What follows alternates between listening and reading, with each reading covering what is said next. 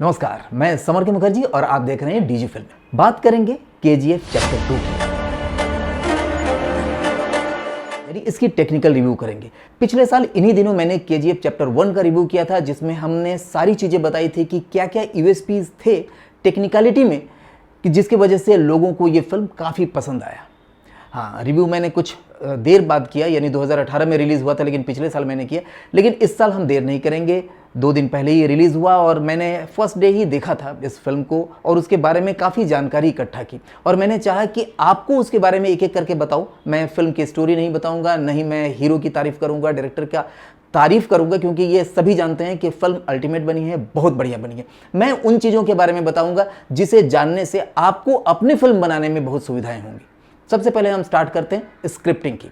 Chapter 1 की तरह प्रशांत नील ने चैप्टर 2 को भी लिखा है और इस बार लिखने में उन्होंने दूसरा एक प्रयोग किया। इसे 2 लेयर स्क्रिप्टिंग कह सकते हैं आप। इसी तरह का कुछ काम उन्होंने किया, क्योंकि ये देखने से ही साफ पता चल रहा है। ये 2 लेयर स्क्रिप्टिंग क्या है? फर्स्ट लेयर में उन्होंने किया कि सीन वाइज स्क्रिप्टिंग, जैसे नॉर्मली फिल्मों का स्क्रिप्ट लिखा जाता है, यानी हर एक सीन को अलग अलग लिखना और उस सीन को डिटेल में स्क्रीन प्ले और डायलॉग के जरिए सजा देना। फिल्म को कैसे पर्दे पर लाना है, इस तरह से वो सीन वाइज लिखना। पहले तो सीन वाइज हो गया। और सेकंड लेयर है विजुअल इंटरकनेक्ट स्क्रिप्ट। देखिए, ये विजुअल इंटरकनेक्ट स्क्रिप्ट क्या है? जब आप फिल्म को देखेंगे तो आपको पता चलेगा, इसमें एक सीन चल रहा है, उसके अंदर दूसरे सीन के डायलॉग्स आ गए, फिर तीसरे के आ गए, फिर पहले सीन के आ गए। ये आप कह सकते हैं कि एडिटिंग में किया गया। एडिटिंग तो किया ही गया है, लेकिन स्क्रिप्ट अगर इस ढंग से सेकंड लेयर पर न लिखा जाए तो एडिटर को पता ही नहीं रहेगा कि किस डायलॉग का कितना महत्व है, किसके बाद क्या आना है। यानी लेयर 1 में हम सीन वाइज नॉर्मली जो ट्रेडिशनल तरीका है उस तरह से हमने स्क्रिप्ट लिखा, और लेयर 2 में हमने विजुअल स्क्रिप्ट लिखा कि विजुअली वो कैसे स्क्रीन पर दिखाई देगा। इसके लिए वही है कि सीन 1, 2, 3, 4 जो भी सीन है उसके अंदर किस सीन का, यानी सीन 1 चल रहा है, उसके अंदर सीन नंबर 4 का या 10 का भी अगर आपका कोई डायलॉग है उसको आपको लगाना है तो आप वहां पर दे सकते हैं कि यहां पर आपके सीन के नंबर नहीं बढ़ेंगे। ऐसा नहीं कि ये 400 सीन के फिल्म बनेगी, ऐसा नहीं। अगर 90 सीन का है तो 90 सीन ही रहेंगे, लेकिन उसके अलग अलग डायलॉग्स को बीच बीच में हर एक सीन के अंदर डालना, ये बड़ा कलाकारी वाला चीज़ है। और स्क्रीन प्ले को अलग ढंग से ही लिखा जाता है, जो कि एडिटर के पास जाता है, एडिटर को समझ में आ जाता है कि कहाँ पर हमको क्या करना है। और यही नहीं, इस जो स्क्रीन प्ले को है पहले ही लिखा जाता है। ऐसा नहीं कि आपकी फिल्म पूरी शूट हो गई तो ही इसको लिखा जाएगा, ऐसा नहीं। पहले भी लिखा जाना चाहिए, क्योंकि शूटिंग करते वक्त एक आर्टिस्ट को पता होना चाहिए कि इसके जस्ट पहले कौन सा डायलॉग आएगा, फिर से हमको कौन से डायलॉग उसके साथ हमको जोड़ना है, तो उसी तरह से वो डायलॉग डिलीवरी करेगा। और जो कैमरा पर्सन है उसको भी पता चलेगा कि किस सीन के बाद क्या जोड़ा जा रहा है, ताकि हम जो शूट करें उसको मैच कराते हुए करें। तो ये चीज़ आपको पहले चरण में ही, यानी जब आप स्क्रिप्टिंग मोड पर रहेंगे, यानी फर्स्ट लेयर आपने कंप्लीट कर लिया, उसी समय सेकंड लेयर कंप्लीट करेंगे। और हाँ, शूटिंग के बाद जब आप रशेस देखते हैं तो उस समय उसको और भी प्रॉपर रूप से करेक्ट करेंगे, ताकि एडिटर को बहुत बढ़िया से समझ में आ जाए कि किस जगह से क्या चीज़ उठाना है। तो ये तो स्क्रिप्टिंग की बात रही। और अब बात करते हैं डायरेक्शन की। प्रशांत नील जी ने इस फिल्म में फिर से एक जबरदस्त तरीके का डायरेक्शन पॉइंट ऑफ व्यू रखा अपना। उन्होंने क्या किया कि ट्रेलर को फिल्म बना दिया।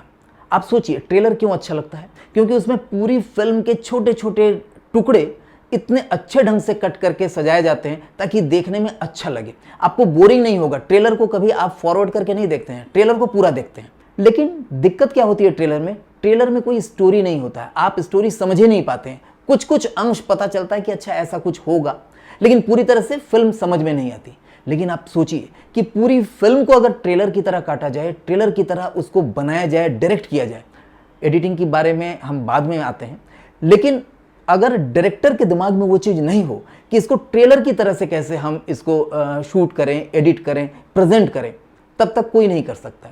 तो ट्रेलर की तरफ फिल्म को बनाना ये भी बहुत बड़ी कला है। और इस फिल्म को आप देखिएगा तो कहीं पर भी आपको फॉरवर्ड करने का मौका नहीं मिलेगा अगर आप ओटीटी पर देखेंगे आगे चल करके। मैं ये नहीं कहूँगा कि आप कहीं भी टोरेंट से डाउनलोड करके देखें, या तो सिनेमा हॉल में देखिए, तभी आपको साउंड का, विजुअल का आपको बेहतर आइडिया मिलेगा और आप कुछ सीख भी पाएंगे। तो उसमें आपको पता चलेगा कि किस ढंग से फिल्म को प्रेजेंट किया गया है। तो ट्रेलर की तरह पूरी फिल्म बनाना इससे आप सीख सकते हैं इस फिल्म से, क्योंकि आने वाले दिनों में इसी तरह का कुछ चीज़ें आपको आगे भी दूसरे फिल्मों में भी देखने को मिलेंगी। अब आते हैं कैमरा वर्क पर। कैमरा वर्क इस बार भी भुवन गौड़ा ने किया था, जैसे कि चैप्टर 1 में किया था उसी तरह से इसमें भी किया था। कैमरा भी वही यूज़ किया गया है, S60 यूज़ किया गया है, क्योंकि बहुत सारे शॉट उसी दौरान लिए गए हैं जिस समय चैप्टर 1 की शूटिंग की जा रही थी, उसी समय चैप्टर 2 के लिए भी शूट किया गया था। और बाद में भी S60, हाँ कुछ जगह पर रेड का भी यूज़ किया गया है, और हमको लग रहा है कि मिनी एलेक्सा मिनी का यूज़ कई जगह पर किया है इन्होंने। एक चीज़ है कि इन्होंने जो फिल्म की शूटिंग किया है इस बार, इसमें इन्होंने जूम लेंस का कई बार यूज़ किया है। जहाँ जहाँ भी ट्राइपॉड लगा है वहाँ पर उन्होंने एलोरा जूम का यूज़ किया है। 45 to 250 का जो एलोरा जूम है, 2.6 का टी वैल्यू है उसका, यानी ओपनिंग 2.6 का टी वैल्यू का ओपनिंग है, इस लेंस का काफ़ी यूज़ किया गया है। और इसका कारण भी है, उसमें बहुत फास्ट आप डिसीजन लेते हैं, फास्ट आप शॉट लेते हैं। एक ही जगह आपने कैमरा लगा लिया और बहुत सारे वर्क हो रहे हैं, तो आप एक साथ में कई तरह के फ्रेमिंग और कंपोजिटिंग कर सकते हैं। तो ये इस लेंस का यूज़ किया गया। लेकिन जहाँ भी उन्होंने शोल्डर पर लिया वहाँ पर उन्होंने वाइड एंगल लेंस ही यूज़ किया, प्राइम लेंस को ही यूज़ करके काम किया है इन्होंने। और दूसरा काम इन्होंने किया है कि जितने भी एक्शन शॉट थे, या तो एडिटर के कहने पर या डायरेक्टर ने भी ऐसा सोचा होगा कि उसका हर एक का स्लो मोशन भी शॉट लेके रखा, क्योंकि इसमें बहुत सारी चीज़ें आपको देखने में मिलेगा कि जहाँ पर आपको स्लो मोशन की ज़रूरत नहीं है वहाँ भी स्लो मोशन में उसको रिपीट दिखाया गया, और ये एडिटिंग के दौरान किया गया। और इसमें एडिटर की बहुत बड़ी भूमिका है, जिसके ऊपर हम आगे आ रहे हैं नेक्स्ट पॉइंट पर। तो कैमरा वर्क उसी तरह से रहा। और ये कैमरामैन जो हमने बताया भुवन गौड़ा, ये एक स्टिल फोटोग्राफर थे, और इन्होंने कभी सोचा भी नहीं था, वो घड़ी के दुकानों में काम करते थे, और वो चाहते थे कि हाँ फिल्म लाइन में हमको जाना है, कुछ फोटोग्राफी करना है, लेकिन सिनेमाटोग्राफी करना है ऐसा उन्होंने सोचा भी नहीं था। तो फोटोग्राफी उन्होंने सीखा, किसी के साथ जुड़े, और उनको मौका मिल गया एक फिल्म शूट करने का, और उन्होंने कमाल कर दिया। और ये सारी चीज़ें होती है आपके ब्रेन से, आपके इमोशन से और आपके जुनून से, जो मैं बार बार कहता हूँ कि जुनून से ही फिल्में बनती है, शूट होती है। तो आपके अंदर भी अगर इस तरह का जुनून है तो आप कर सकते हैं, बड़ा से बड़ा काम आप कर सकते हैं। ऐसा नहीं कि आपका कोई पहचान हो तो ही जा सकते हैं, या काफ़ी एज हो गया, काफ़ी एक्सपीरियंस हो गया तो ही हो सकता है, ऐसा नहीं है। तो भुवन गौड़ा ने अपने लिए एक लाइफ टाइम अचीवमेंट की तरह पर ये दोनों जो सीरीज़ है, दोनों जो चैप्टर है उन्होंने शूट किया। आगे भी यही करेंगे हमको जहाँ तक लगता है। एनीवे, अब हम अपने चौथे पॉइंट पर आते हैं, जो कि बहुत इंपॉर्टेंट है इस फिल्म के लिए, यानी KGF चैप्टर 2 के लिए, और वो है इसकी एडिटिंग। चैप्टर 2 के जो एडिटर हैं उनका नाम है उज्ज्वल कुलकर्णी। आपको पता है इनकी उम्र क्या है? ये सिर्फ 19 साल के हैं। और आप सोच रहे होंगे कि 19 साल का लड़का, इतना बड़ा डिसीजन कैसे लोगों ने लिया कि इस लड़के से एडिटिंग कराया जाए।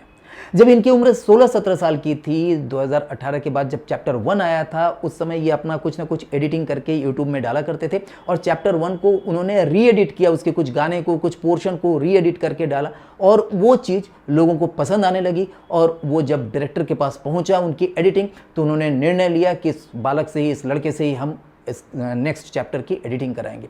और जो सेकंड चैप्टर है, यानी चैप्टर 2 की एडिटिंग पूरी तरह से कुलकर्णी ने किया, और कमाल का काम किया, कमाल का काम किया। मैं आपको इनके एडिटिंग के बारे में कुछ चीज़ें बताऊंगा कि जो नए एडिटर्स हैं, जो अभी मोबाइल पर एडिटिंग कर रहे हैं या छोटे मोटे अपने लैपटॉप पर, डेस्कटॉप पर एडिटिंग कर रहे हैं, अगर आपकी एडिटिंग का सेंस अच्छा है तो आपको भी इस तरह का काम मिल सकता है, इनसे आप सीख सकते हैं। और मैं उनको वाकई में सैल्यूट करता हूँ कि ज़बरदस्त काम इस बच्चे ने किया, और आगे इनका भविष्य तो डेफिनेटली उज्ज्वल है। सबसे पहला काम क्या किया, इन्होंने अपनी कुछ नई सोच रखी, जो कि लोग YouTube पर अक्सर देखते थे। इस तरह का एडिटिंग आप देखेंगे, कई फिल्मों के रीमेक वगैरह शूट करके, एडिट करके डालते हैं बच्चे। आप लोग देखते हैं, छोड़ देते हैं, सोचते हैं कि अरे इससे क्या फ़ायदा। लेकिन वही लोग आगे बढ़ जाते हैं जब किसी की निगाह पड़ती है। हमने भी 2-3 एडिटर इस तरह से देखे, उसमें से 1-2 हमारे स्टूडेंट हैं, और कुछ हमारे स्टूडेंट नहीं हैं। उन्होंने खुद अपने से मेहनत करके सीखी है, और उनको हम कुछ चीज़ें अपने ऐड के लिए, या कुछ शॉर्ट फिल्म, या कुछ चीज़ें हम दे रहे हैं ऑलरेडी करने के लिए। उनके अंदर ना एक जुनून होती है कि मैं किसी चीज़ को एक अलग प्रोस्पेक्ट से, अलग एक नज़रिए से मैं देखूंगा और लोगों के सामने प्रस्तुत करूंगा। KGF चैप्टर 2 को आप जब देखने जाएं तो आप इसमें एडिटिंग पर ध्यान दें। इसमें एक नया टेक्निक किया गया है, प्ले एंड पॉज। यानी कोई चीज़ अगर चेजिंग हो रहा है तो प्ले हो रहा है, पॉज कर दिया गया, फिर कुछ देर बाद प्ले कर दिया गया। तो प्ले एंड पॉज मेथड इन्होंने अपनाया।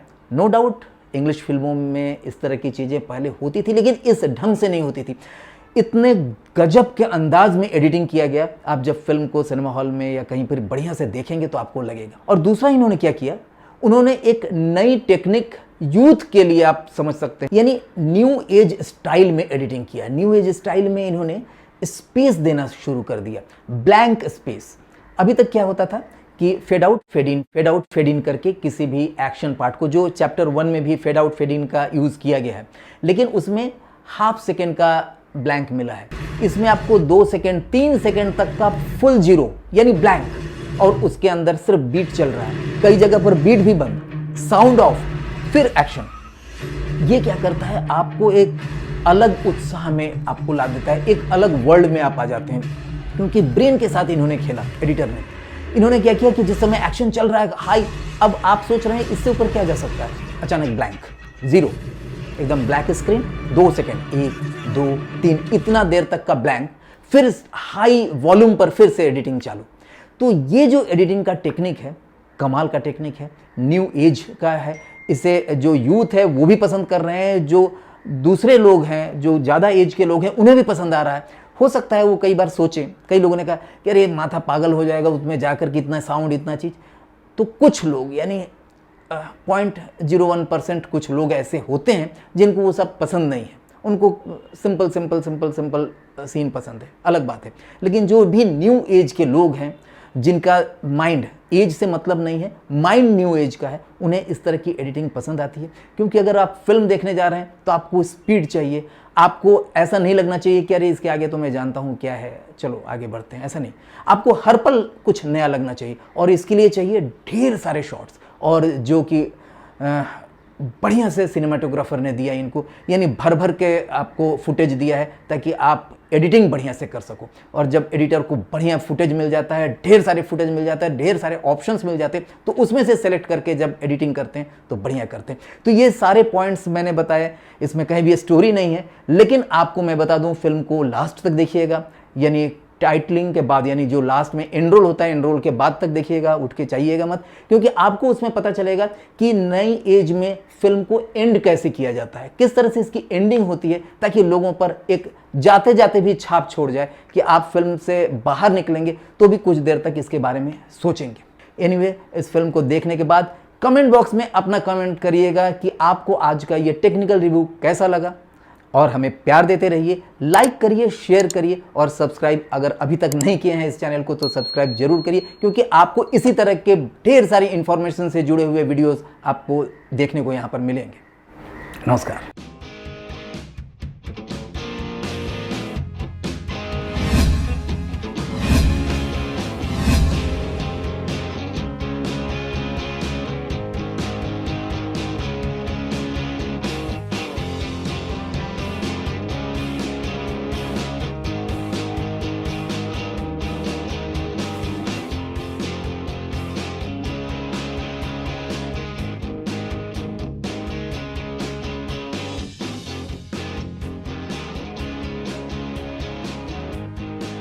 IFTA online filmmaking course is very powerful and helpful for all filmmakers.